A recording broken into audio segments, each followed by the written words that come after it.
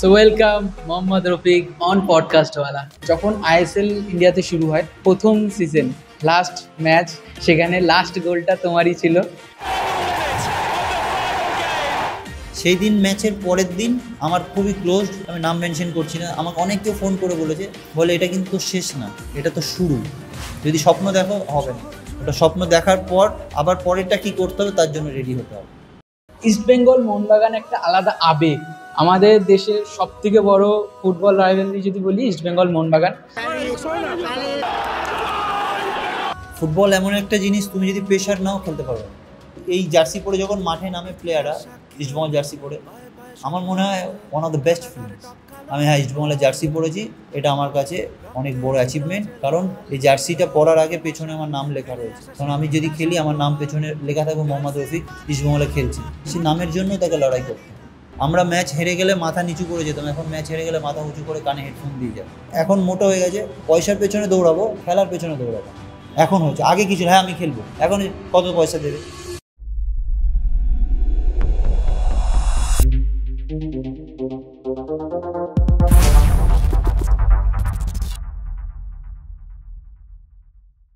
Hi guys, আমি সুমন আর পডকাস্টওয়ালা চ্যানেলে তোমাদের সবাইকে স্বাগত। আজকের পডকাস্টটা একটা খুবই ইন্টারেস্টিং টপিকের ওপর হতে চলেছে। বলতে পারো একটুখানি খাবার দাবারের বিষয়, যেরকম ইলিশ চিংড়ি। আর একটু যদি ডিপলি যাই, বাঙাল ঘটি। এখনও বুঝতে পারছো না? ইস্টবেঙ্গল মোহনবাগান, বাঙালির দুটো আবেগী প্রেম ক্লাব, যেটাকে আমরা সবাই ভালোবাসি, যার জন্য বাংলাকে ফুটবলের মক্কা বলা হয়। আর আজকে আমরা ওই বিষয়ের ওপরই একটা পডকাস্ট করতে চলেছি, যেখানে আজকে আমাদের গেস্ট আমাদের বোঝাবে বাংলা ফুটবলের ফিউচার এবং প্রেজেন্ট এবং পাস্টে ঘটে যাওয়া কিছু ঘটনা নিয়ে। এবং যে আমাদের গেস্ট, তার কোনো ইন্ট্রোডাকশনের প্রয়োজন নেই, কারণ সে নিজেই বাংলা ফুটবলের একটা অনেক বড় নাম।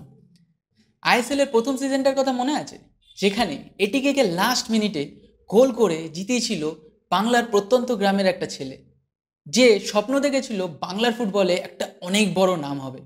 আজকে তাকে নিয়েই আমাদের এই পডকাস্টটা। তোমরা অনেকেই গেস করে ফেলেছো এতক্ষণে কি আমাদের আজকের গেস্ট হতে চলেছে। আজকের আমাদের গেস্টের নাম বাংলার one of the best footballer Mohammad Rafiq, যাকে তোমরা রাফা বলেও চেনো। সো আজকে তার সাথেই আমরা আলোচনা করবো বাংলা ফুটবলের কিছু অজানা তথ্য এবং তার লাইফে ঘটে যাওয়া কিছু অজানা তথ্য, যেটা শুনে তোমরা অনেকে ইন্সপায়ার হবে এবং আশা করি এই ভিডিওটা ভালোও লাগবে। এবং আমি একজন ইস্ট বেঙ্গলের ফ্যান হয়ে বলছি, জয় ইস্ট বেঙ্গল। ভিডিওটা শুরু করা যাক।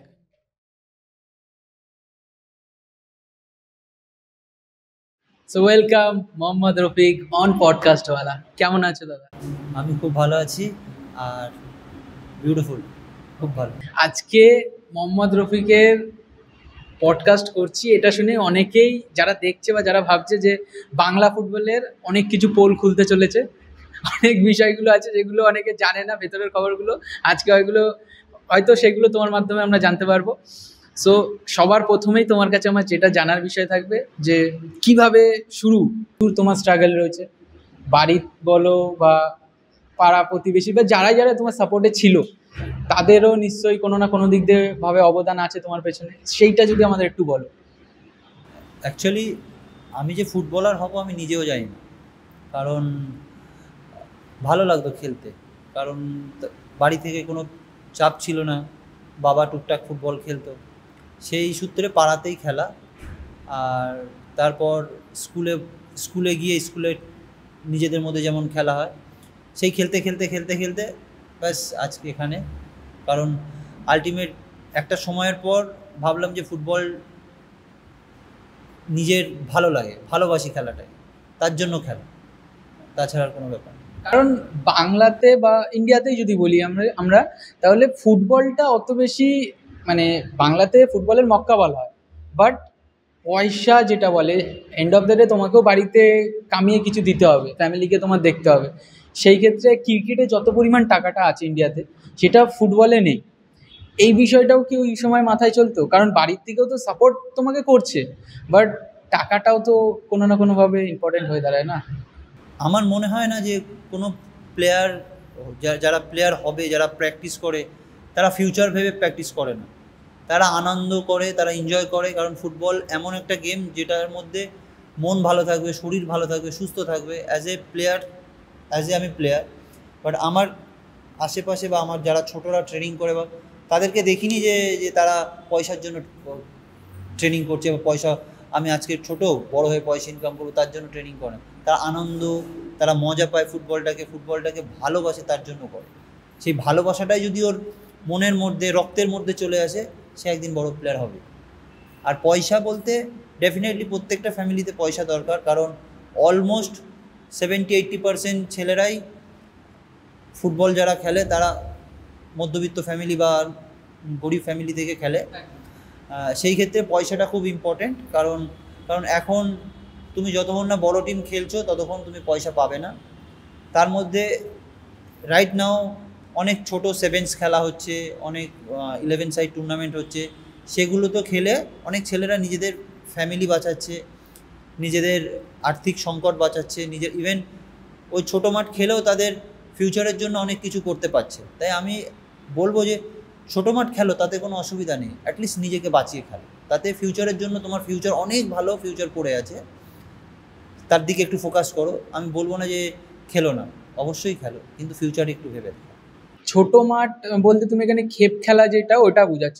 কারণ এখন অনেক বড় খেলোয়াড়রা আছে, তারাও এসে খেপ খেলছে ওই 4-5 হাজার 10 হাজারের জন্য সবসময়, যে যার, কারণ প্রচুর খেলা নানান জায়গায় টুর্নামেন্ট হচ্ছে আর সবাই ওই খেলার পেছনে নেমে যাচ্ছে। না, খেলা পয়সার জন্য নামছে না অ্যাকচুয়ালি। যখন তারা কেন খেলতে যাচ্ছে, যখন কোনো বড় টিমে খেলতে যাচ্ছে, একটা প্লেয়ারকে তুমি যদি প্রত্যেক মাসে 1 লাখ টাকা বা 2 লাখ টাকা স্যালারি দাও, ডেফিনেটলি সে কোনো দিনও ছোটো মাঠ খেলতে যাবে না, কারণ সে জানে আমি সেফ, মাসের শেষের 5 তারিখে আমি একটা স্যালারি পাবো, তার জন্য সে বলবে আমি আর খেলতে যাবো না।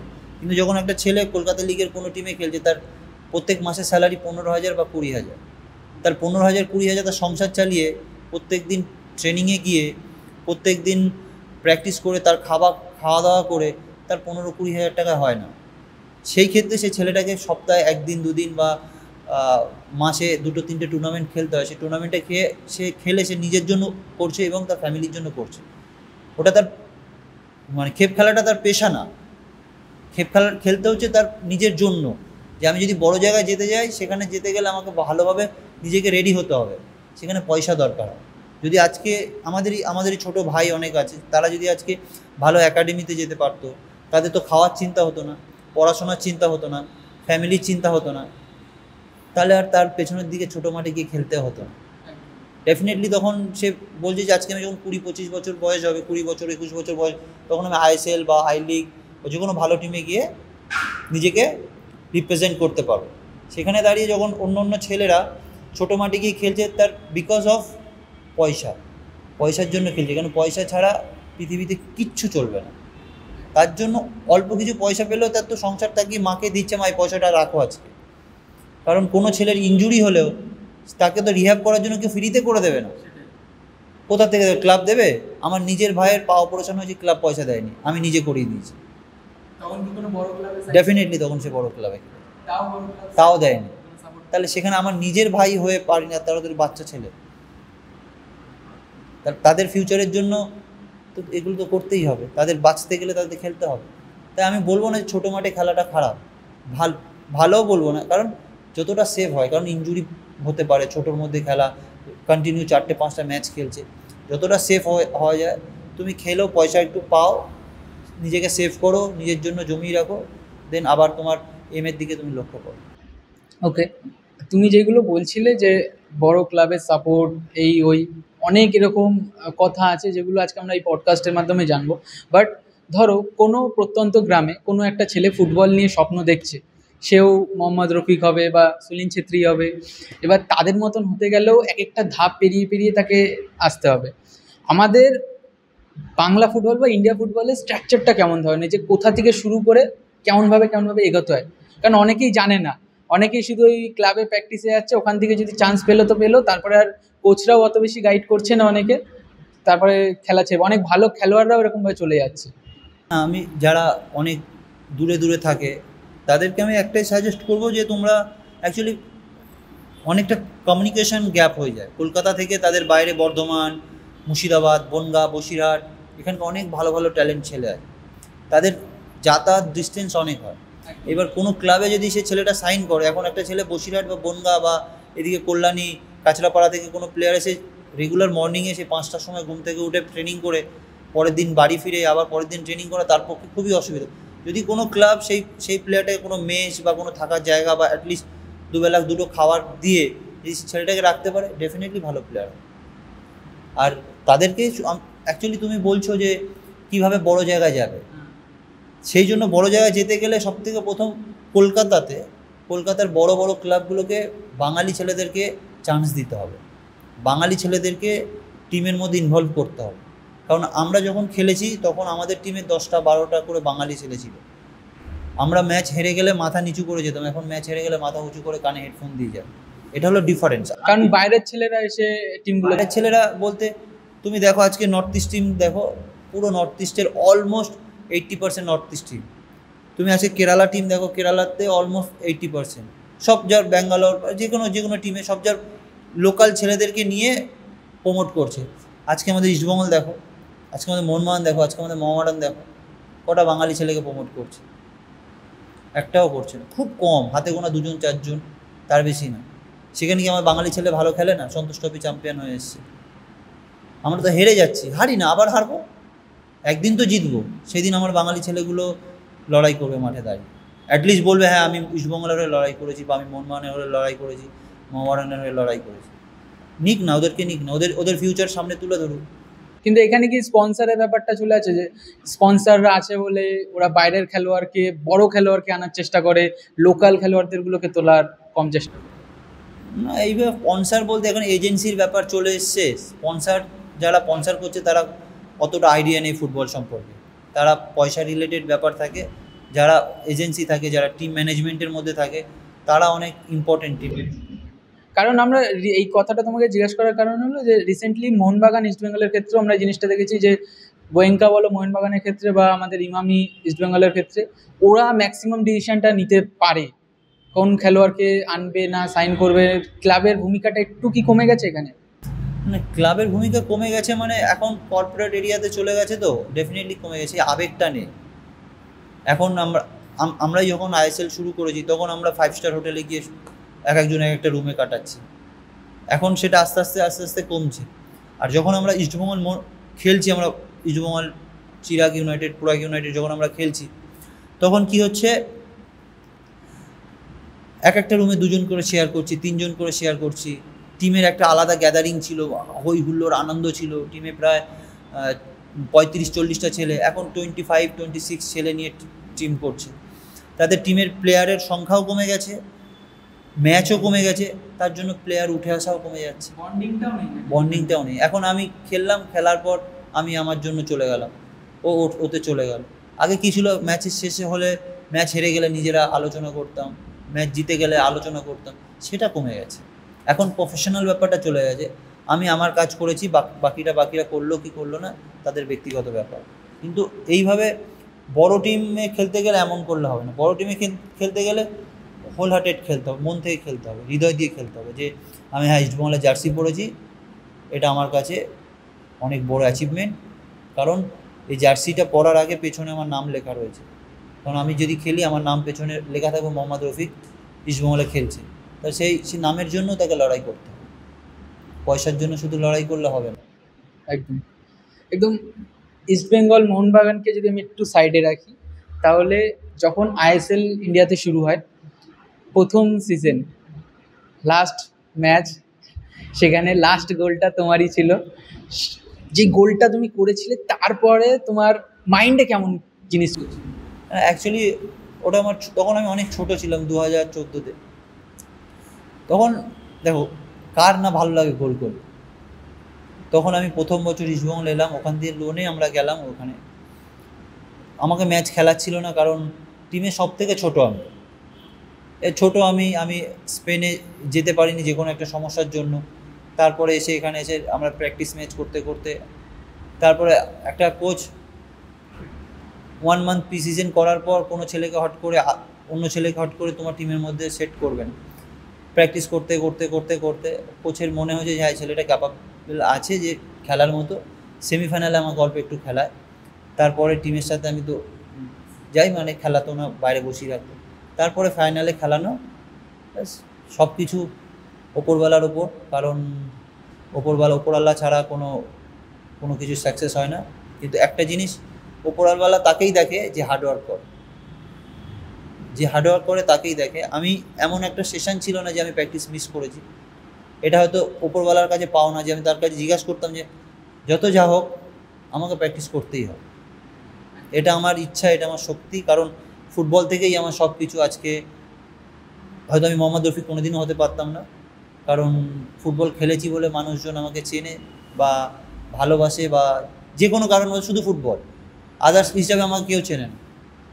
তার জন্য আমি প্রত্যেককে বলবো যে আমি গোল করেছি, আমার নাম হয়েছে, সেটা না, কিন্তু আমার গোল করা বা নাম হওয়ার পেছনের কারণ ও যে সিজন শুরুর ফার্স্ট ডে থেকে লাস্ট ডে পর্যন্ত যে হার্ডওয়ার্ক, যে একটা টিমের পুরোটা যে হার্ডওয়ার্ক, যে শুধু আমি গোল করেছি আমার নাম হয়েছে না, পুরো এটিকে টিমের একটা কন্ট্রিবিউশন ছিল ওই গোলের প্রতি।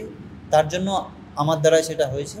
এটা আমার কাছে বড় অ্যাচিভমেন্ট যে আমি এটা করতে পেরেছি, গোলটা করতে পেরেছি। কিন্তু তার আগের যে প্রত্যেকটা ছেলে যে ফাইট করেছে, তার থেকে বেশি ফাইটটাকে ওদেরকে আমি বেশি আগে রাখবো আমার গোলের থেকে। কারণ ওরা যদি এই ফাইট না করতো, এই গোল হতো না। আমি ওখানে সেই মুহূর্তের জন্য আমি ছিলাম, কিন্তু এই ফাইটের পেছনে ওরাও যতটা ভাগিদার, আমি তাদের সাথেই ভাগিদার হয়ে। ওকে, বাট ওই ফাইনালে ওই গোলটা করার পর রাতারাতি মোহাম্মদ রফিক একজন সুপারস্টার, যাকে শুধু কলকাতায় চিনতো মানুষরা, ওয়েস্ট বেঙ্গলের মানুষরা চিনতো, তাকে তখন পুরো ইন্ডিয়া জুড়ে চিনছে। ওই ম্যাচটার পর তখন নিশ্চয়ই প্রচুর বড় বড় ডিল তোমার কাছে এসেছিল, সেইগুলোর ব্যাপারে যদি আমাদের বল। হ্যাঁ, ডিল বলতে এমন না, দেখো হয়তো সেই 2014-14তে আমরা সেই দিনটাকে যদি মনে রেখে ফুটবল খেলতাম, তাহলে হয়তো 14 থেকে 25 পর্যন্ত আমি কন্টিনিউ করতে পারতাম না। কারণ তখন ওই যেভাবে লোক আমাকে ভালোবাসছে, যেভাবে আমাকে মেসেজ করছে, বা যেভাবে লোকের ভালোবাসা পেয়েছি, তখন যদি আমার কাজ বন্ধ করতাম, মানে মোহাম্মদ রফিক হয়ে গেছে, আমাকে সবাই চেনে। কারণ তখন একটা জিনিস থাকে, তখন তোমার অল্প বয়স, তখন মানে টাকা আসছে চারিদিক থেকে, এত নাম সুনাম, মানে একটা আলাদা অ্যাটিটিউড লেভেলটাও বেড়ে যাওয়া, একটা নিজেকে অনেক বড় মাপের কিছু মনে করা, এটাও তো একটা। হ্যাঁ, তখন সেই কথাটাই বলছি, তখন যদি আমি মনে করতাম হ্যাঁ মোহাম্মদ রফিক হয়ে গেছি, তাহলে আর 2014 থেকে 24 কন্টিনিউ এই জার্নিটা আমার করতে পারতাম না। হয় তারপরে আর রফিক হয়ে গেছি, কলার তুলে দিলাম, পয়সা পেয়েছি, এই পেয়েছি, যাই পেয়েছি, ফুটবলটা শেষ হয়ে যেত। সেই দিন ম্যাচের পরের দিন আমার খুবই ক্লোজড, আমি নাম মেনশন করছি না, আমাকে অনেক কেউ ফোন করে বলেছে, বলে এটা কিন্তু তো শেষ না, এটা তো শুরু। কারণ তো শুরু হয়েছিল 2010-এ ডুরান্ড কাপ দিয়ে, তারপরে 2014-তে, এটা তো শেষ না, তোর শুরু।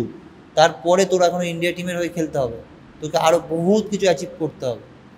তারপরে সেই দিন রাত্রির পরের দিন থেকে আমি আবার সেই যে রফিক এখানে ছিল সেখানেই রয়েছে, কিন্তু আমি আবার সেই মুড়াগাছা মাঠ থেকে শুরু করেছি প্র্যাকটিস, আমার আবার সেখানেই যেতে হবে। কারণ আমি যদি যেখানেই যাই, কিন্তু আমার দিনের শেষে আমাকে জানতে হবে যে আমি প্র্যাকটিস করতে হবে। সে মোহাম্মদ রফিক হোক, সচিন তেন্ডুলকর হোক, বিরাট কোহলি হোক, সুনীল ছেত্রী হোক, বাইচুং ভুটিয়া হোক, মেহতাব হোসেন হোক, রহিম নবী হোক, সে যেই হোক, তাকে ট্রেনিং করতেই হবে, তাকে হার্ডওয়ার্ক করতেই হবে, তারপরে সে জায়গায় হবে। কারণ ওই অ্যাচিভমেন্টটা আমার কাছে খুব বড়। তার পরের দিন থেকে আমি শুরু করে দিয়েছি আমার কাজ, সেটা হলো আমার প্র্যাকটিস। আবার সেই 2014 থেকে 2025 লং টার্ম জীবন কাটা, মানে যেটা হয়ে গেছে বাদ দাও, কালকে ওটা শেষ, ওটা আমার কাজ। কালকে আবার নতুন কাজ শুরু করতে হবে। যদি স্বপ্ন দেখো হবে না, ওটা স্বপ্ন দেখার পর আবার পরেরটা কী করতে হবে তার জন্য রেডি হতে হবে। এটা হলো অ্যাজ এ ফুটবলার আমার মানসিকতা। আমি চাই যে এই মানসিকতা প্রত্যেকটা প্লেয়ারের মধ্যে থাকে। একদম রবিদা, সবাই যেন তোমার থেকে ইন্সপায়ার হচ্ছে, যারা তারাও যেন আরও বেশি হার্ডওয়ার্ক করে। মানে তোমার মতে হলো তুমি যতটা খেটেছো তার থেকে বেশি খাটা উচিত এখনকার, বা যারা বড় ড্রিম দেখছে তাদের জন্য। ওকে, সো তোমাকে যদি আমি এখন একটা কোয়েশ্চেন করি, যে তোমার লাইফ চেঞ্জিং মুভমেন্ট কোনটা ছিল, মানে যেখান থেকে মনে হয়েছে যে এখান থেকে হ্যাঁ এবার আমি কিছু একটা করেছি, বা এখান থেকে একটা ডাইরেক্ট পুশ পেয়েছিলে, যে এমন একটা মুভমেন্ট যদি আমাদের বলো। আমি যখন রেনবোতে ছিলাম, তখন রেনবোর যে কর্মকর্তা তাপসদা ছিল, আমার কোচ সমিতদা রেনবোর কোচ হয়েছিল, আমাকে বলেছিল রফিক রেনবোতে আয়। তখন আমি ছোটো স্কুলে পড়ি, আরে ধর বড়রা খেলে আমি যাব না। তখন আমার মেন্টালিটি এমন ছিল, বলে আয় আমি রয়েছি। রেনবোতে খেললাম। তাপসদা যে রেনবোর কর্মকর্তা, সে বলল, আমার বাবার বন্ধু, মানে একই স্কুলমেট, আমাকে বললো তোর ছেলেকে পাঠা। মানে ওটা আমার কাছে সব থেকে বড়ো পাওনা, ছেলেকে পাঠা বলে। বাবা আমাকে বললো যা বলেছে তুই প্র্যাকটিসে যা বসুনগর মাঠে। তাপসদা আমাকে পয়সা দেয়নি, 5,000 টাকা এখনও মনে আছে, 5,000 টাকা নিয়ে তাপসদা আমার বাড়িতে দিয়ে গেছে, বলে ছেলেকে পাঠা আর ভালো করে খাওয়া দাওয়া করাবি, ছেলে ভালো খেলবে। তাই সমিতদা কোচ হয়েছিল বলে তাই তাপসদার ওখানে আমার যাওয়া।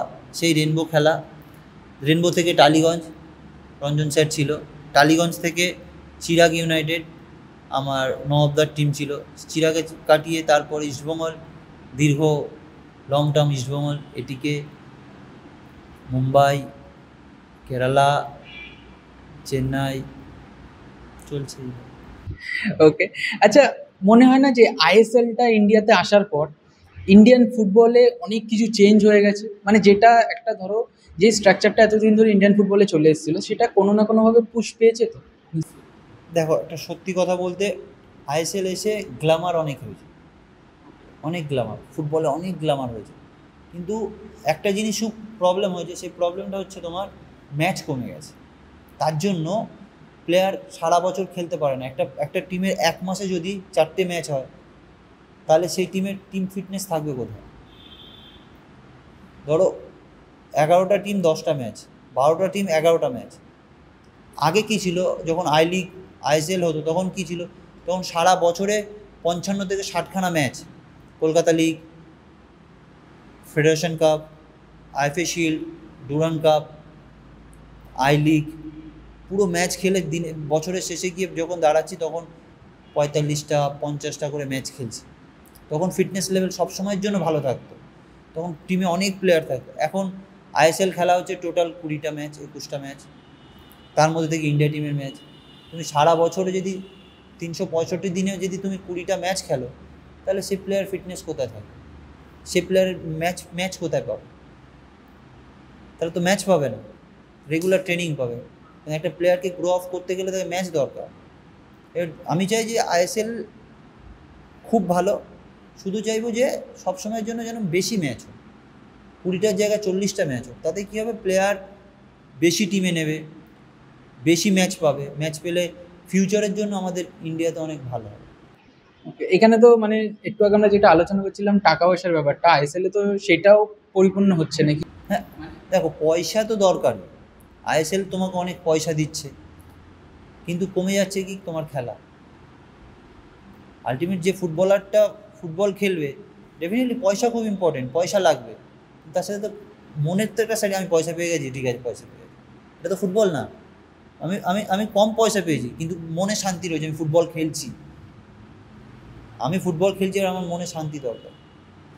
এটা প্রত্যেকটা ফুটবলার কাছে। তুমি দেখো, তুমি বলো তুমি এই মাসে স্যালারি দেবো না ভাই, তুই একটু খেলে দে, হ্যাঁ আমি খেলে দেবো, কোনো অসুবিধা নেই। পরের মাসে দেবে তো? বলে হ্যাঁ, কারণ তার সংসার চালাতে হবে পরের মাসের টাকাটা নিয়ে, কারণ হিউজ টাকা পায় না তো, কিছু যেইটুকুনি পায়, হ্যাঁ আমি খেলবো। তুমি জিজ্ঞেস করো কোনো ফুটবলারকে, একটা বাচ্চা থেকে শুরু করে, খেলবি? হ্যাঁ খেলবো ভাই, পয়সা দিতে পারবো না। আমার নিজের বাচ্চারা এই সোদপুর ডিস্ট্রিক্ট খেলবে, আমি একটা ফোন করে বলেছি, বাচ্চা ছেলেরা 15 থেকে শুরু করে 22 বছর ছেলেরা একটা ফোনে চলে এসে, হ্যাঁ দাদা আমি খেলবো, উইদাউট এনি রিজন, কোনো কথা শোনেনি, হ্যাঁ দাদা খেলবো। এটা তো ফুটবলার। আমি খেলার জন্য এসেছি, পয়সা দরকার। এরাই আস্তে আস্তে এখন 15-16 বছর বড় হতে হতে পয়সা পাবে, পয়সা পেলে তার ফ্যামিলিকে দেবে, এই হলো। মানে খেলাটাকে মন থেকে খেলা ছাড়া তুমি পয়সা পাবে না। তুমি যদি ভালো না খেলো, তুমি যদি চিন্তা করো, আজকে যদি পুরো খেলে দিলাম, পয়সা যদি না পাই, কালকে আমি খেলবো না। আজকের খেলেছো, পয়সা দিয়েছে, কালকে পয়সা ধরো পাবে না, তুমি না খেললে পরশু দিনের পয়সা পাবে না তো, তাহলে তোমাকে খেলতে হবে, তারপর পয়সা। ফার্স্ট প্রায়োরিটি তোমাকে ভালো খেলো, পয়সা তোমার কাছে আসবে। পয়সার পেছনে দৌড়াতে হবে না, পয়সা তোমার কাছে আসবে, তুমি খেলার পেছনে দৌড়াবো। কারণ এখন মোটো হয়ে গেছে, পয়সার পেছনে দৌড়াবো, খেলার পেছনে দৌড়াবো। এখন হচ্ছে, আগে কিছু হ্যাঁ আমি খেলবো, এখন কত পয়সা দেবে, এজেন্ট কথা বলবে, এটা হলো ডিফারেন্স, আর কিছু। তারপরে এখন একটা ফ্লেক্সেরও ব্যাপার চলে এসেছে, মানে টাকা আসলো সঙ্গে সঙ্গে গাড়ি, ফোন সব এটা ভালো, এটা ভালো কেন বলবো, যে এটা স্ট্যান্ডার্ড মেনটেন করবে প্লেয়ারদের। ধরো একটা সবার সঙ্গে মেশা একটা ধরো একটা, এখন ধরো মেহতাব হোসেন, মেহতাব হোসেন যদি লোকাল ট্রেনে করে যায় তাহলে দেখতে কেমন লাগে? মেহতাবকে ট্রেনে দেখেছি, এটা একটা দেখতে খারাপ লাগে, কারণ মেহতাবদা এত বছর ফুটবল খেলেছে, নবীদা এত বছর ফুটবল খেলেছে, এদেরকে দেখে তুমি যদি বড় হও তাহলে এদের কথাগুলো তোমাকে শুনতে হবে। তুমি দেখছো কি ভালো খেলেছে ভাই, এই খেলেছে না, ওরা কি হার্ডওয়ার্ক করে সেটা দেখো। কারণ আমার ছোটোবেলা থেকে আমি মেহতাবদা, নবীদা, দীপকদা, অসীমদা, লালদা সবার সাথে বড় হয়েছি। ছোটোবেলা আমি ওদের সাথে মিশছি, তখন ওরা বড় বড় খেলছে। এমনও দিন গেছে আমি ইন্ডিয়া টিমে গেছি, পাসপোর্ট নিয়ে যাই, আমাকে নবীদা, মেহতাবদা বসে আছে, আমি বসে আছি ছোটো তখন, বসে আছি, আমাকে বলছে কী রে তুই নাকি শুনলাম পাসপোর্ট আনিস নি? আর না দাদা, বলে যা যুদ্ধ করতে এসছিস, বন্দুক নিয়ে আসিস নি? মানে তখন ছোট, আমাকে যুদ্ধ করতে এসছিস মানে দেশের হয়ে লড়তে যাচ্ছিস, অন্য টিমের হয়ে খেলবি, বন্দুক নিয়ে আসিস নি, তাহলে অন্য দেশে যাবি কী করে? সেই পাসপোর্টটা ছিল বন্দুক, তারপরে পাসপোর্ট হলো, দেশের হয়ে খেললাম। তখন আমি গিয়ে আবার নবীদাকে বললাম, নবীদা খেলে এসছি কিন্তু। বলে হ্যাঁ তুই বাঘের বাচ্চা। এইটুকুনি পাও না আর কি, তখন একটা আলাদা ফিলিংস। মানে ওই ওই ওই যে কথাটা বলেছিল, যে আমার মনে হয় প্রত্যেকটা প্লেয়ারের মাথায় রাখা উচিত যে ওই কথাটা কেন বলেছিল। তখন সেই দাদাকে আমি গিয়ে বলেছিলাম, দাদা আমি খেলেছি দাদা। বলে তুই বাঘের বাচ্চা, তার মানে কি তার কাছ থেকে পাও না, সে আমাকে ক্রিটিসাইজ করেনি, সে আমাকে আরও বেশি ইন্টু করেছে যে তুই পারবি খেলতে, সেই কাজটা কর। ব্যাস, মানে তুমি যদি ওটাকে নেগেটিভ ভাবে নাও, সবসময় তো নেগেটিভ মাইন্ড মানুষকে নেগেটিভ দিকে দেয়, পজিটিভ মাইন্ড মানুষের সবসময় যেন পজিটিভ দিকে দেয়। তুমি থিঙ্কিং করো আজকে আমার রাতে ঘুম হবে না, হবেই না ঘুম, কিন্তু আজকে আমি ঘুমাবোই, মানে পারবো না বলে কোনো ওয়ার্ড নেই, পারবো, চেষ্টা করব, না পারলেও চেষ্টা করবো, এই একটা মেন্টালিটি থাকা দরকার এই জেনারেশনের ফুটবলার। সেটাই। আচ্ছা, আমরা ফ্যামিলি নিয়ে আলোচনা করছিলাম, তা যখন মা বাবা প্রথম তোমাকে টিভির পর্দায় দেখলো যে ছেলে আমার খেলছে, তখন কেমন ফিলিংস এসেছিল?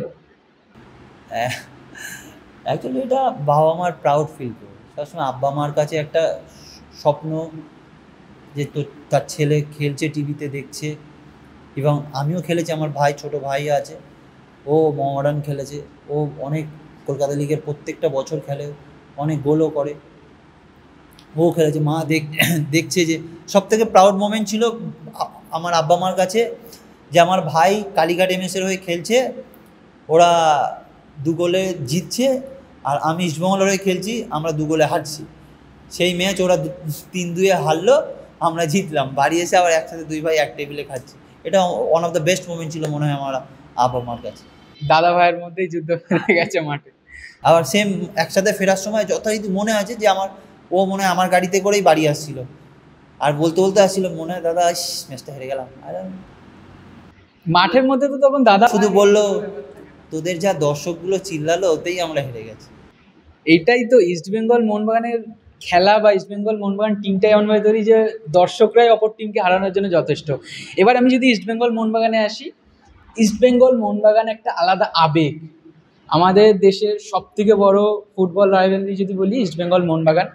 সেই মাঠে যখন তুমি খেলতে নামছো যুবভারতীতে, ইস্টবেঙ্গলের হয়ে নামছো, মোহনবাগানের দর্শক একদিকে ভর্তি, চিল্লামিল্লি হচ্ছে, নানান ধরনের গালিগালাজ চলতেই থাকে নিশ্চয়ই মাঠে। ওই সিচুয়েশনটা কেমনভাবে হ্যান্ডেল করো, যে একটা এত বড় টিমের হয়ে নামছি খেলতে, আমাকে জিততেই হবে, মাইন্ডসেটটাই একটা আলাদা থাকে। দেখো, বলে যে প্রেশার, তুমি ফুটবল এমন একটা জিনিস, তুমি যদি প্রেশার নাও খেলতে পারবে না। তোমার প্রেশার, হ্যাঁ, কারণ তোমার প্রিপারেশনের ওপর তোমার প্রেশার ক্রিয়েট করে।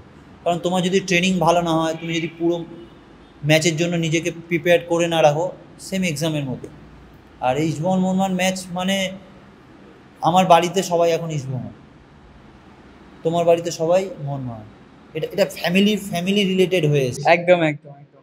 মানে এটাকে কেউ সরাতে পারবে না, এটা ধরো আমার বাবা ঠাকুরদা, তার ঠাকুরদা এমন ইস্টবেঙ্গল সাপোর্টার, ঘটি বাঙালিটা একটা আবেগ হয়ে গেছে, মানে এতে কেউ সরাতে পারবে না। তাই অ্যাকচুয়ালি এই ফটোটাকে দেখা হয়, যে ফটোটা দেখতে, এই জার্সি পরে যখন মাঠে নামে প্লেয়াররা, ইস্টবেঙ্গল জার্সি পরে, আমার মনে হয় one of the best feelings. আমার মনে হয় আমি এত বছর খেলেছি, 7-8 বছর ওই টিমে কাটিয়েছি, রাজার মতো কাটিয়েছি। এর থেকে বড় ফিলিংস আর আসতে পারে না। ড্রেসিং রুমের ভাইবটা কেমন থাকে? মজাদার, মজাদার। মানে ওটা যখন কোনো বড় ম্যাচ হয় ইসবল মোহনবাগান, তখন মনে হয় যেন ড্রেসিং রুমে একটা পিন ফেললে আওয়াজ পাওয়া যাবে। কারণ হচ্ছে সবাই নিজেকে রেডি করছে ডিউ টু ম্যাচের জন্য। তার জন্য কাউকে বলে দিতে হয় না, ভাই এই করিস, ভাই ওই করিস। ও জানে আমার কি কাজ, আমি জানি আমার কি কাজ। ওই দিন কোনো ট্যাকটিক, ওই দিন কোনো কাজ, কোনো কিছু ধরো আজকে এই প্ল্যানিং, ওই কোনো কাজ করবে না ইস্টবেঙ্গল মোহনবাগান ম্যাচের দিন। ওই দিন কাজ করবে শুধু একটাই, কতটা তুমি মাঠে নিজের আবেগ দিয়ে খেলতে পারছো, নিজের পেসটা দাও নিজে। সো ইস্টবেঙ্গল মোহনবাগান নিয়ে যেহেতু কথা হচ্ছে, জিতার পর একটা আলাদা আবেগ থাকে, হারার পর একটা আলাদা জিনিস চলে। আমরা তো শুনেছি যে খেলোয়াড়দের ওপরেও নাকি দর্শকরা অনেক সময় চড়াও হয়ে যায় জোয়ার দিতে, তখন কীভাবে হ্যান্ডেল করো সব কিছু? অ্যাকচুয়ালি এটা তোমাকে মেনে নিতে হবে। কারণ 80,000 90,000 দর্শক খেলা দেখতে আসছে, তুমি ইস্টবেঙ্গলের সাপোর্টার। ধরো 80,000 হলে 40,000 আমাদের আসছে, 40,000 ওদের, 40,000 দর্শক আসছে জেতার জন্য। এইবার তারা যদি জিততে না পারে, তারা নিশ্চয়ই তোমাকে উল্টোপাল্টা বলবে, গালাগাল বন্ধ করবে, তোমাদের উপরে রাগ দেখাবে। আবার যদি জিতে যাও, ওই 40,000 দর্শকের কাঁধে চড়ে যাবে, তুমি কাঁধে চড়ে যাবার মজা নেবে, হেরে যাবার মজাটা নেবে না। তাই যদি হেরে যাচ্ছ, গালাগাল করছো, এটা তোমাকে অ্যাকসেপ্ট করতেই হবে। তাই ওটাকে খারাপভাবে নিলে হবে না। ওরাও আবেগপ্রবণ মানুষ, ওদেরও রক্ত মাংস, ওরাও জেতার জন্যই মাঠে যায়, আনন্দ করতে মাঠে যায়। কারণ একজন বলে যে ইস্টবেঙ্গল আমার মা, ইস্টবেঙ্গল, কারণ অনেকজন ট্যাটু করে রেখেছে, এটা ওদের কাছে একটা বড় পাওনা। তাই তুমি সেই ক্লাবকে রিপ্রেজেন্ট করছো, তাই সেইভাবে রিপ্রেজেন্ট করো, যাকে রিপ্রেজেন্ট করে তুমি নিজেকে প্রাউড ফিল করতে পারো। ওকে, আচ্ছা, এই ইস্টবেঙ্গল মোহনবাগান থেকেই শুরু করেছিল আমাদের দেশের লেজেন্ড সুনীল ছেত্রী। তা সে যখন এখান থেকে শুরু করে গেছে, সেও এই দুটো টিমের নিয়ে অনেক পডকাস্টে বা অনেক ইন্টারভিউতে দেখেছি, বলতে শুনেছি, অনেক অনেক ব্যাপার, ভেতরে ব্যাপার থাকে। সেক্ষেত্রে যে যারা ব্যাকবনে থাকে টিমের, বা যারা, তুমি একটু আগে যেটা বলছিলে যে টিম ম্যানেজমেন্ট, ওরা কেমনভাবে জিনিসগুলোকে মেনটেন করে? কারণ অনেক খেলোয়াড়রা টিম ম্যানেজমেন্টের সাথেও এদিক ওদিক হতে পারে অনেক খেলোয়াড়দের, সেগুলো কেমনভাবে হ্যান্ডেল? দেখো, 100 বছরের বেশি টিম, মানে টিম, এটা ইস্টবেঙ্গল টিম বা মোহনবাগান টিম, ম্যানেজমেন্ট আমি যত বছর কাটিয়েছি, আমার খুব খুব ভালো কাটিয়েছি। মানে টিমের প্রত্যেকটা ম্যানেজমেন্টের সাথে শুরু করে সবার সাথে আমার খুব ভালো রিলেশন। স্টিল এখনও আমার সাথে ক্লাবের যে সবথেকে ভালো ম্যানেজমেন্ট, যে নিতুদা, আমার সাথে এখনও ফোনে কথা হয়। আরও সবাই, মানে আমি এটা দেখেছি যে ইস্টবেঙ্গল টিমে তুমি খেলার পরে সেই প্লেয়ারটাকে কোনোদিনও সিনিয়র প্লেয়ার হিসেবে কোনোদিনও বাদ দেয়নি। যে কোনো অনুষ্ঠান হোক, যে কোনো প্রোগ্রামে তোমার বাড়িতে কার্ড পাঠাবে, তোমাকে ফোন করবে, কিরে কেমন আছিস। এটা এই কারণেই ইস্টবেঙ্গল টিমটা আমার মনের প্রাণে ধরে আছে। আর management one of the best মনে হয় আমার। আচ্ছা, অনেক খেলোয়াড় তো এরকম হয় না যে আজকে ইস্টবেঙ্গলে খেলছে, কালকে সে মোহনবাগানে, তখন নিজেকে কিভাবে অ্যাডজাস্ট করে অন্য টিমের মধ্যে? মানে আজকে যাকে আমি এত কিস্তি গালাগাল দিয়ে উদ্ধার করে দিচ্ছি, পরেক্ষণ ওই টিমের ওই খেলছি আবার। এটা ওই সিচুয়েশানটা সেই তার ওপর দিয়েই যায়, কারণ সে ছাড়া পৃথিবীর কেউ বুঝবে না। যদি ভালো খেললে দিল তা ওকে, আর খারাপ খেললে খুব মুশকিল। মানে আমার দেখা খুব কম প্লেয়ার আছে যে যখন এদিক থেকে ওদিকে গেছে তার একটু অ্যাডজাস্ট করতে অসুবিধা হয়েছে। খুব কম প্লেয়ার আছে যে প্রপার ওয়েতে খেলতে পেরে, তার সমস্যা হয়েছেই, কারণ ওই প্রেশারটা খুব হাই থাকে, টেন্সটা প্রচুর থাকে। প্রচুর। ওকে, আবার ব্যাক টু যদি আইএসএল আসি, তাহলে তোমার একটা ডাক নাম ছিল রাফা, কোচ দিয়েছিল, ওইটার মানে কি ছিল? ওটা কেন ডাকতো? অ্যাকচুয়ালি ইংল্যান্ডে যিনি রবি ফাউলার আমাদের কোচ ছিল, আমি তো জানতাম না যে অ্যাকচুয়ালি ওনাদের ইংলিশটা খুব কম বোঝা যায়। এবার ওনার কাছে রফিক নামটা ডিফিকাল্ট ছিল, তাই আমাকে রাফা রাফা বলে ডাকে, যে রাফা। এবার অ্যাকচুয়ালি আমি খুঁজে আমি যে রাফা কাকে বলে তুমিও বুঝতে পারছি না রাফা কার নাম। তারপরে আমাদের টিমমেট সে বলল, ভাই তোকে ডাকছে। আমাকে ডাকছে, আমি ঘুরে দেখালাম, রাফা কাম। ওই সবাই জেনে গেল যে রাফা রাফা রাফা, এই হলো ব্যাপার, আর কিছু। ওকে, আইএসএল এর এত কটা টিমের হয়ে খেলেছো, বেস্ট টিম ম্যানেজমেন্ট কোনটা ছিল? কারণ মুম্বাই সিটি এফসিতে রণবীর রয়েছে, প্রচুর বড় একটা, এত বড় একটা হিরো, ঠিক আছে।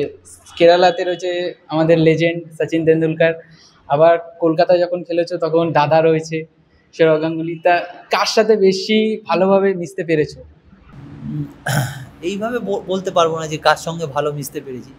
আমি যদি ভালো না মিশতে পারতাম তাহলে এত এত বড় বড় ক্লাবে খেলতে পারতাম না। ডেফিনেটলি প্রত্যেকটা টিমের ম্যানেজমেন্ট খুবই ভালো, কারণ এতগুলো ছেলেকে ওরা নিয়ে একটা ফ্যামিলির মতো রেখে দিয়েছে, খুবই ভালো। আর আমার মনে হয় যে ম্যানেজমেন্ট এমন হওয়া উচিত যে একটা ছেলেকে আগলে রাখে।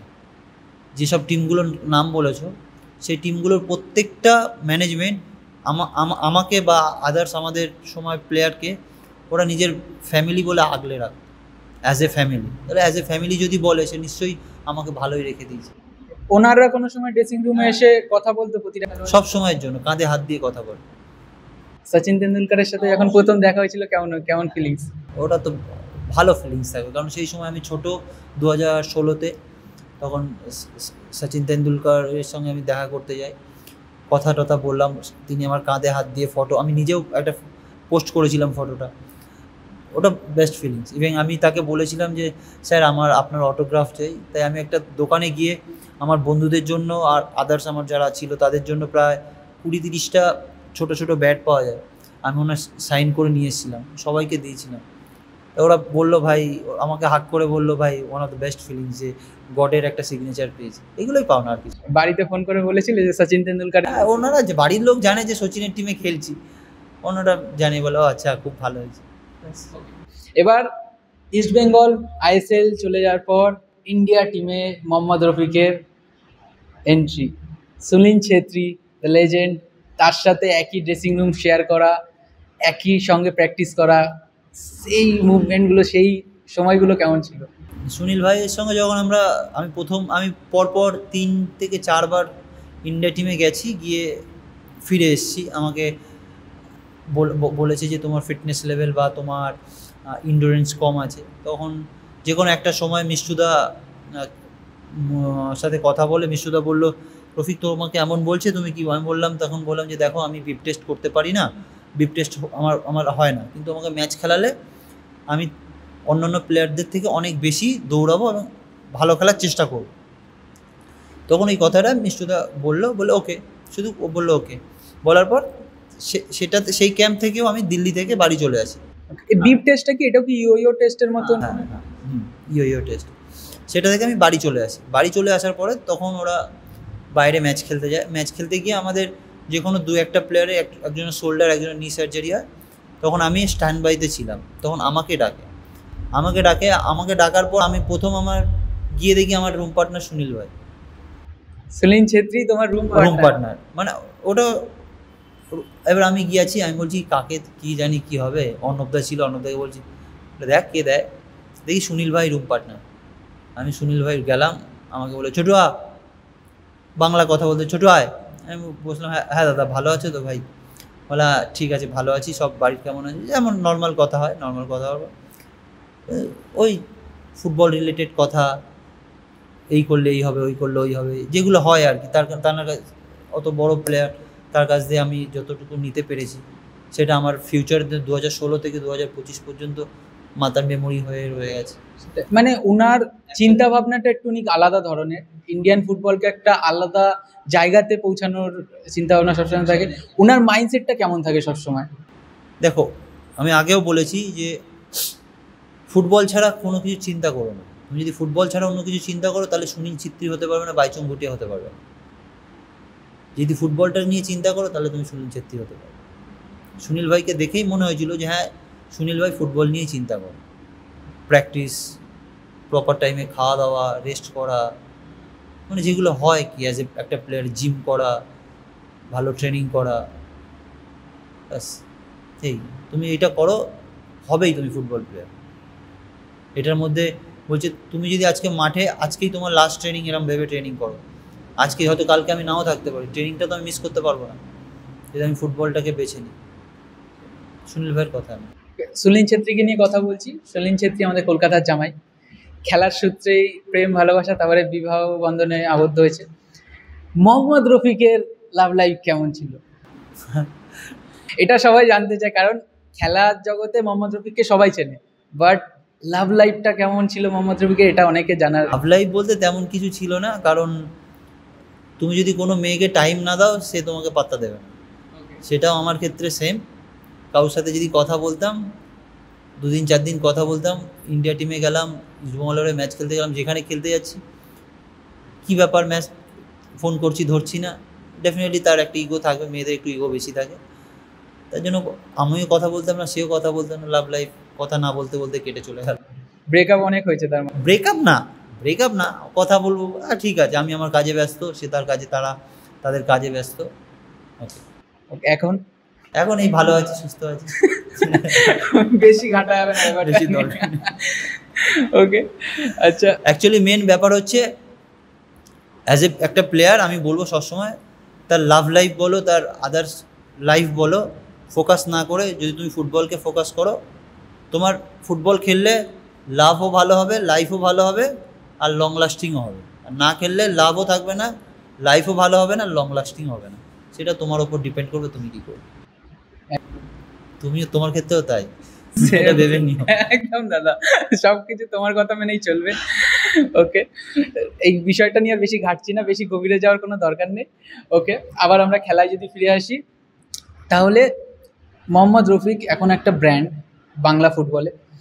সেরকম যদি কোনো খেলোয়াড় নিজেকে ব্র্যান্ড হিসাবে পরিচয় করাতে চায়, তার পেছনে কেমন জিনিসপত্র করতে থাকে? মানে অনেকে আছে এখন এজেন্সি বা বড় বড় খেলা, ছোট ছোট খেলোয়াড়দেরও দেখেছি এখন বড় বড় এজেন্সিকে ধরে পিআর টিমকে নিয়ে আলাদাভাবে চলে, যাতে একটুখানি ভালোভাবে পুশ পায়, নিজেকে পুশ করা যায় সোশ্যাল মিডিয়াগুলোতে।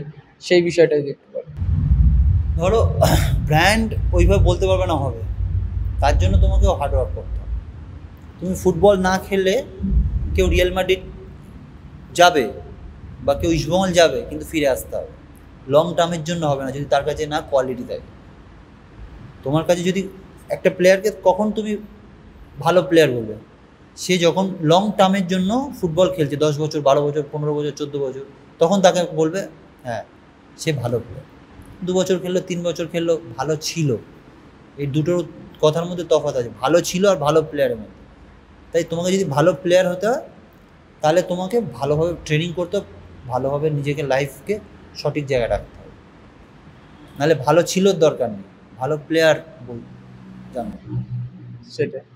আচ্ছা, এই কথাটা শুনে একটা কথা মনে পড়ে গেল, যে বাংলা ফুটবলে কি লবিবাজি হয়? এগুলো তো অফিসিয়ালদের ব্যাপার।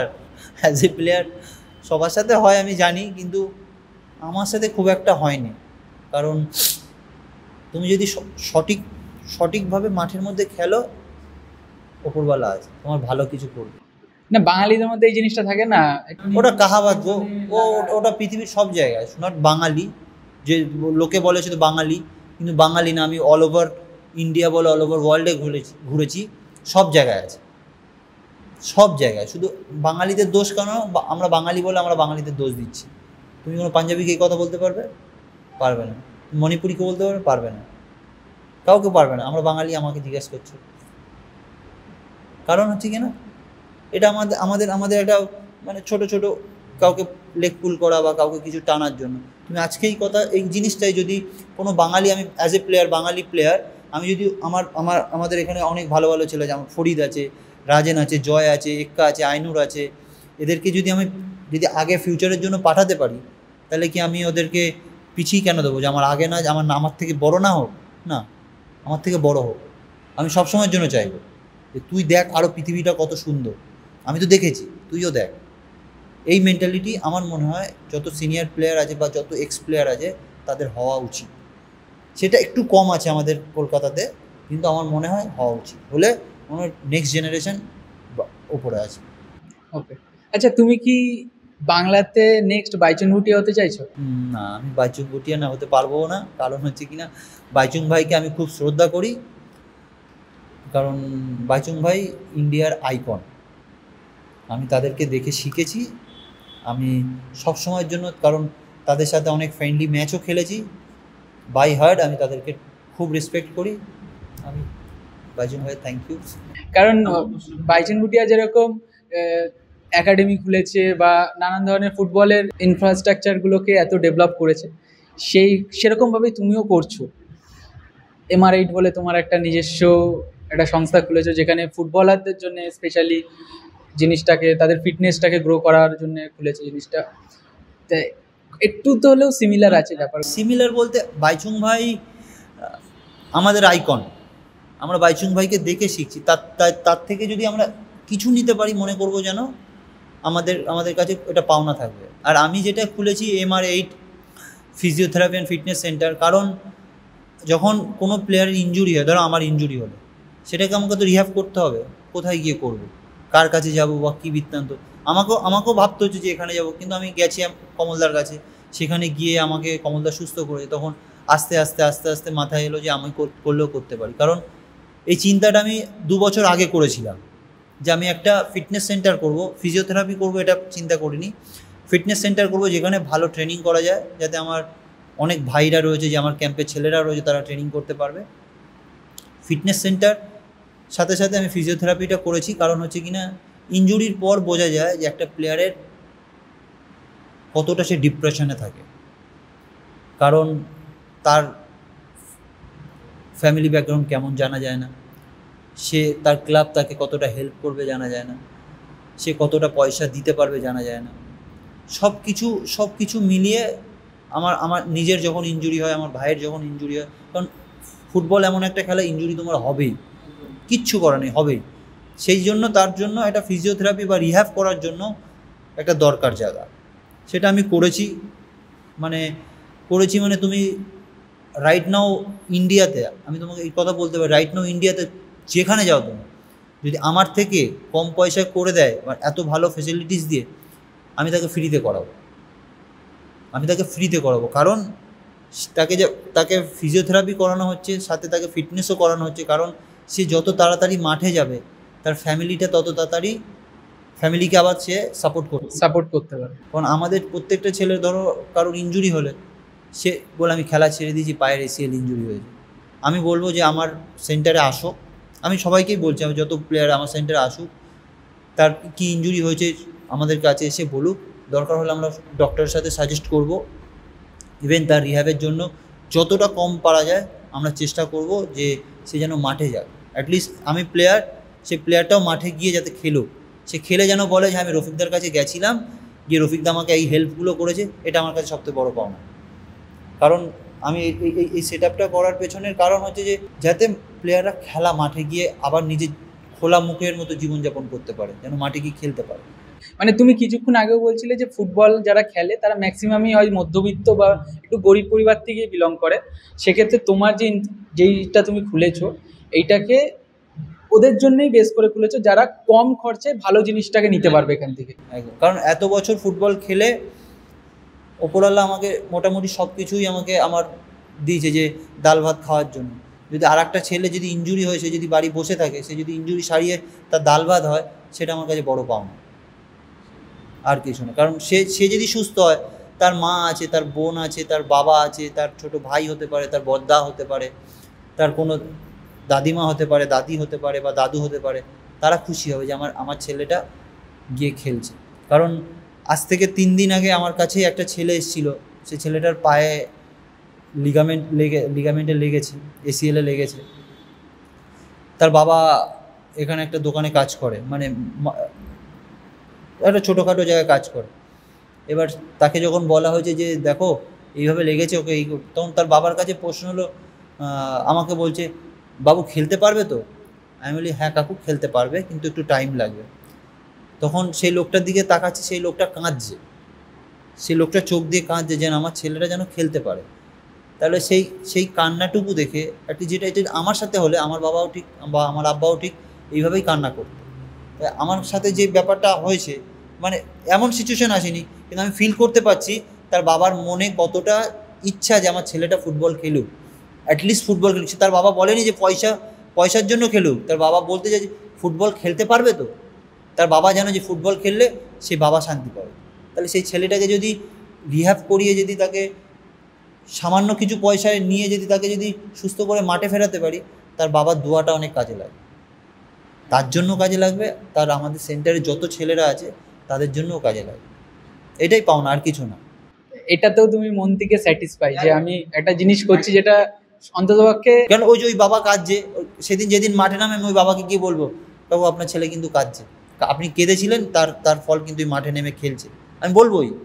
এটা আমার আমার আমার কাছে খুব মানে চ্যালেঞ্জিং ব্যাপার থাকে, যে একটা ছেলের বাবা আমার কাছে যে কাজ, যে ছেলে খেলতে পারছে না, চেষ্টা কর তুই, তোর জন্য আমি আমি পেছনে রয়েছি, তো কোথায় যেতে হবে বল, আমি আমি তোর জন্য ট্রাই করবো, আমি করবো, আমি নিজে যাব। ইভেন আমাদেরই ছেলে, তার নাম আমি বলছি না, আমার খুব ক্লোজড, আমার ভাই, মানে নিজের ভাই না, আমার মানে নিজের ভাই না হলেও ভাইয়ের মতো, তার সার্জারি হতো, আমি সারা রাত জেগে হসপিটালে বসে তার সার্জারি করিয়ে পরের দিন বাড়ি এসেছি। তার প্রতি আমার একবারও দুঃখ নেই, কষ্ট নেই, শুধু একটাই আমার তার কাছে পাওনা, সে যেন গিয়ে মাঠে খেলে, এইটাই তার কাছে পাওনা। হ্যাঁ তুই, ও খেলবে, ব্যাস এইটুকুনি পাওনা, আর কিছু না। সে তো আমাকে এসে বলবে, দাদা এই নাও, আমি আজকে সই করেছি 5 লাখ টাকা পেয়েছি, তোমাকে 1 লাখ টাকা দিই, লাগবে না, তুই মাঠে খেল, ওটাতে satisfy. Okay, back to the Mohammad রফিকের টপিকে যদি আমি আসি, মোহাম্মদ রফিক ফ্লেক্স কিভাবে করে? এই 50 তোলা দিয়ে শোনাচ্ছেন? কোথায় এটা? এই ফুটবল খেলে। আমার আমার আমার আমার বাবা আব্বা জুট মিলে কাজ করতো, জুট মিলে কাজ করে আমার বড় বউ মানে আমার বড় দিদি আছে, তাকে বিয়ে দিয়েছে, আমার ছোট দিদি আছে, আমার ভাই আছে, আমি আছি, আমার খুব ভালো ফ্যামিলি, খুব, আমার মা আব্বা খুব ভালো ফ্যামিলি। সেই ফ্যামিলিতে, সুন্দর ফ্যামিলিটাকে আমার আব্বা অল্প পয়সাতে, জুট মিলে কাজ করলে ওইটুকু পয়সা পাবে, অল্প পয়সাতে আমাদের ফ্যামিলিটাকে চালাতো। ডাল আলু চোখা ভাত খেয়েছি, কোনোদিন ডাল আলু সিদ্ধ খেয়েছি।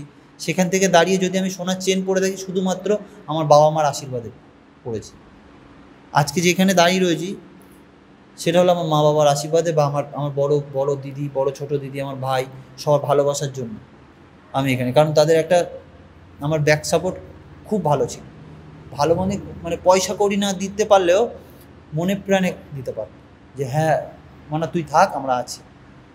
এটা একটা একটা একটা বাড়ির বড় ছেলে। তারপরে যেদিন থেকে আমি বুঝতে পেরেছি যে আমার ফ্যামিলিকে আমি সাপোর্ট করতে পারবো, সেই দিন আমার বাবাকে বলেছি বা আমার আব্বাকে বলেছি, তোমাকে আর কাজে যেতে হবে না, তোমাকে আর জুট মিলে কাজ করতে হবে না, তোমার ছেলে বড় হয়ে গেছে, আজ থেকে সংসার আমি সামলাবো। এতক্ষণ যেই বিষয়টা নিয়ে কথা বলছিলে, MR8 এর ব্যাপারটা, এর ফিউচারটা কেমন হতে চলেছে? মানে শুধু কি সোদপুরেই, নাকি পুরো অল ওভার ওয়েস্ট বেঙ্গলে MR8 খুলবে? অ্যাকচুয়ালি MR8 তার মানে হচ্ছে এম মোহাম্মদ আর রফিক, 8 আমার জার্সি নাম্বার, এটা আমার আমার নামেরই আছে। শুধু আপাতত আমি এখানে শুরু করেছি, যদি ওপরআল্লাহ সাথ দেয়, কারণ আমার একটা ভাই আছে এন্তাজ, খুব ভালো ছেলে, অ্যাকচুয়ালি ও আমার ফ্যামিলি রিলেটেড ছেলে, আমার ফ্যামিলির সাথে খুব ক্লোজড। ও আছে, আমার আমার নিজের ভাই আছে ফরিদ, হ্যাঁ, আরও আমার ছোটো ভাইরা রয়েছে, অমিত আছে, জয় আছে, আইনুর আছে, রাজেন আছে, তারপর জুয়েল আছে, আরও আরও সব ভাইরা রয়েছে। আমরা সবসময়ের জন্য চাইবো যে ওরা সবসময় আমার সাথে থাকুক, যাতে আমি এটাকে ইন ফিউচারে আরও ভালো করতে পারি। কারণ অ্যাজ এ পারসন তুমি পৃথিবী থেকে কিছু নিয়ে যেতে পারবে না, সবই রেখে যেতে হবে। তাই যদি এর থেকে কিছু ভালো কিছু করতে পারি, হয়তো প্রত্যেকটা ছেলের ফিউচার ভালো কিছু হবে। কারণ আমিও চাই যে, কারণ এন্তাজকে আমি বলেছিলাম যে ভাই এমন একটা আমার প্ল্যান আছে, তুই কি আমাদের এটার মধ্যে থাকবি? এন্তাজ বলেছিল হ্যাঁ দাদা আমি থাকবো। আমি দেখ, এই প্ল্যানটা নট ইজি, অতটা নর্মাল না, ফিউচার আমাদের চিন্তা করতে হবে। কারণ আমিও চাইবো যে তুই আমার কাছে এসছিস বলে এই না যে তোকে আমি ফেলে দেবো, তোকেও তো আমি কিছু ফ্যামিলি ব্যাকআপ দিতে হবে। তার জন্য তোর ফ্যামিলি ব্যাকআপ আমার যতটা স্বার্থ হয় আমি ততটা করব। কিন্তু একটাই বলবো যে একটা সংস্থা করতে চলেছি বা করছি, সবাই যদি মনে প্রাণে করে ব্যাপারটা, আমার ভাই এন্তাজ, তারপর ইভেন্ট বলে আমার একটা ছোট ভাই আছে, এরা যদি সবাই মনে প্রাণে করে, তাহলে আমি মনে করি যে ফিউচারের জন্য হয়তো ভালো কিছু করব। কারণ একার দ্বারাই তো সম্ভব না। সেখানে এন্তাজের অনেক ভূমিকা রয়েছে, অনেক ছেলেরাই ইনজুরি হয়ে আসলে ও খুব ভালো দেখে, পুরো ব্যাপারটাও নিজে হ্যান্ডেল করে। আর এন্তাজদা নিজে এত বড় একটা স্পোর্টস ফিজিওথেরাপিস্ট, আমার সাথে টিমের ফিজিও ছিল, ও আমাকে নিজে 2 বছর ট্রেনিং করিয়েছে, মানে ফিজিওথেরাপি করিয়েছে আমাকে। আমি খুব খুশি হয়েছি ওর প্রতি, আর অ্যাজ এ পারসন খুব ভালো। তাই আমি বলবো যে ও আমাদের সাথেই থাকবে, ডেফিনেটলি থাকবে। ও অ্যাটলিস্ট ওয়েস্ট বেঙ্গলে ও ছেড়ে কোথাও যেতে পারবে না যতক্ষণ আমি রয়েছি। সেখানে চাই যে আরও ভালো করে করি, কারণ আজ হয়তো এখানে করেছি, হয়তো এরপরে অন্য জায়গায়ও করব, যাতে তাদের কারো দূরে যেতে না অসুবিধা হয়। সেই হিসাবে MR8 ফিজিওথেরাপি ফিটনেস সেন্টারকে যাতে আরও বড় করতে পারি, যাতে অনেক ছেলের ফিউচার ভালো করতে পারি, সেটাই হলো আমাদের মেন লক্ষ্য। যতটা চেষ্টা করা যায়, যতটা যাওয়া যায় মানুষের কাছে পৌঁছানো। অনেক দূর থেকে ছেলেরা আসার জন্য আমাকে বলছে। আমি আরও একটু চেষ্টা করছি যে এখানে কোনো একটা জায়গা নিয়ে সেখানে কিছু ছেলেদের থাকার ব্যবস্থা মেস টাইপের একটা করে দেওয়া করার, কারণ বর্ধমান, মুর্শিদাবাদ, মেদিনীপুরের ছেলেরা বা নর্থ ইস্টের ছেলেরা আসার জন্য বলছে যে দাদা কোথায় গিয়ে থাকবো। প্ল্যানটা করেছি, এখন সেটা কতদূর সাকসেস করতে পারি জানি না, আল্লাহ পাক জানে। সবই উপর আল্লাহর ইচ্ছায়, যদি আমার দ্বারা করিয়ে নিতে পারে খুব খুশি হব। তার আমিও যথারীতি চেষ্টা করব, আর সবাইকে বলবো যে সবাই আপনারা প্লিজ সাপোর্ট করুন, যাতে আমি এটাকে ভালো করে করতে পারি, কারণ অ্যাটলিস্ট ফুটবলের জন্যই করছি, আর কিছু না। একদম একদম, এরকম জিনিস করতে থাকলে আমাদের বাংলা ফুটবলটাকে আরও যতটা পুশ করা যায় করা যায়। আর একটা জিনিস যে এই MR8 physiotherapy and fitness centre, আমি ইনশাল্লাহ চিন্তা করব যে এই MR8 ফিজিওথেরাপি ফিটনেস সেন্টারের সাথে সাথে একটা ফুটবল ক্যাম্প করার, আমার একটা চলছে, পাত্রপাড়া কোচিং সেন্টারে চলছে, একটা ক্যাম্প করার যদি করতে পারি, আপনারা সকলেই আসবেন অবশ্যই এখানে, যেতে এটা আরও ভালো করে ফুটবলের জন্য আরও ভালো কিছু করতে পারি যাতে। ওকে, আমাদেরও শুভেচ্ছা থাকবে তোমার এই জিনিসের প্রতি। ওকে, আমাদের একটা সিগনেচার কোয়েশ্চেন থাকে, সেটা হলো যে ভগবানে কতটা বিশ্বাস করো? কারণ এত কিছু করছো, সবই তুমি কথায় কথায় উপরওয়ালার কথা বলছো, সেক্ষেত্রে ভগবানের বিশ্বাসটা কত? আমি আল্লাহকে ছাড়া আর দুটো মানুষকে বিশ্বাস করি, সেটা হলো আমার মা, আমার আব্বা। বিশ্বাস মানে তাদের প্রতি আমার শ্রদ্ধা, কিন্তু ওপর আল্লাহ এক কথা আমাকে যদি বলে না, তা না। আমি প্রত্যেক দিন রাত্রি ইভেন শোয়ার সময় তার কাছে আমি অনেক প্রশ্নও করি, নিজে নিজে সলিউশনও বার করি, যে হয়তো এমন হতে পারে। ওপরওয়ালা তুমি আমাকে সঠিক দিকে দিও, যেন কোনো আমার দ্বারায় কোনো খারাপ কাজ না, কারো যেন না ক্ষতি করার আসে। তার জন্য চোখ বন্ধ করে আমি আল্লাহকে বিশ্বাস করি। সে হয়তো আমি মুসলিম বলে আমি আল্লাহকে বিশ্বাস করছি, যে যার ধর্ম থাকে সে তার ধর্মকেই বিশ্বাস করুক, এটা আমার কাছে পাওনা। কেউ কারো বিভেদ করো না, সে হিন্দু হোক, মুসলিম হোক, খ্রিস্টান হোক, নিজের ভগবানকে বিলিভ করো, ডেফিনেটলি সে তোমার জন্য ভালো কিছুই করে রেখেছে আর করবেও, কারণ কোনোদিন কাউকে ফাঁকি দেয়নি আর দেবেও, যদি তুমি সঠিক হও। ওকে, আমরা পডকাস্টের লাস্ট পর্যায়ে চলে এসেছি। এবার আমরা তোমার সাথে একটা র্যাপিড ফায়ার খেলবো। এখানে 5টা কোয়েশ্চেন থাকবে, তোমাকে ফটাফট করে 5টা কোয়েশ্চেনের উত্তর দিতে হবে। শুরু হচ্ছে আমাদের র্যাপিড ফায়ার রাউন্ড। তো সবার প্রথম কোয়েশ্চেন, বাইচুং ভুটিয়া নাকি সুনীল ছেত্রী? আমি সুনীল ভাইয়ের সাথে মাঠ শেয়ার করেছি, কিন্তু বাইচিং ভাই আইকন, সুনীল ভাইয়ের সাথে মাঠ শেয়ার করেছি বলে আমি সুনীল ভাই। ওকে, একটু পরে বাইচুং স্যারের ফোন আসবে, বলবে কি বলছিস পডকাস্টে। এই কদিন আগেই একসাথে একটা ফ্রেন্ডলি ম্যাচ খেলেছি, না কিছু না। সুনীল ভাই। Mumbai city FC, Kerala blaster নাকি এটিকে? ইস্ট বেঙ্গল। এইটা তো পাসে চলে গেলে কিভাবে হয়? তিনটার মধ্যে একটা তো চয়েস করতেই হবে। মুম্বাইতে সেমিফাইনাল খেলেছি, কেরালায় ফাইনাল খেলেছি, এটিকেতে চ্যাম্পিয়ন হয়েছি, তাহলে এটিকেই আগে রাখছি। এটিকে, নট মোহনবাগান। ঠিক আছে, মোহাম্মদ রফিক, প্রণয় হালদার না মেহতা হোসেন? বেস্ট খেলোয়াড়? মেহতা হালদার।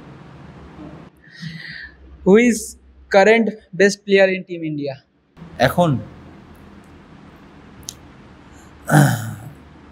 এখন বেস্ট প্লেয়ার বলতে আমি শুভাশিসকে রাখবো অ্যাজ এ প্লেয়ার, কারণ ও এখন বেস্ট প্লেয়ারের অ্যাওয়ার্ড পেয়েছে, কারণ আমার মনে হয় ও এখন ইন্ডিয়ার বেস্ট প্লেয়ার।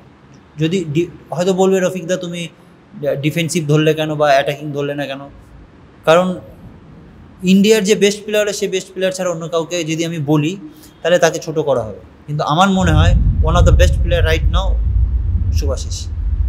আচ্ছা, ফুটবলার না হলে কি হতে?